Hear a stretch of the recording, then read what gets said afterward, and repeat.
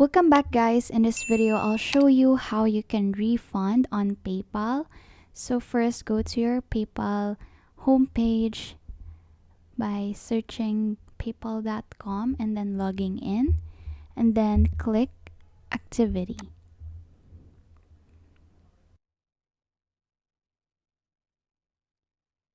And then once you're here, check or click any of your transactions where you want to have a refund, and then click report a problem.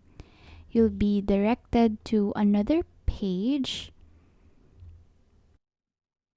and then here you will see this information where you have to click report an issue to PayPal.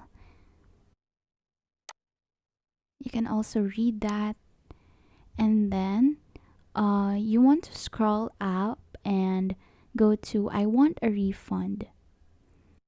And then here you just have to input the details here and then confirm or continue rather, and then just scroll down, and after filling up the information and then click continue, and make sure that you say yes to this and then click continue.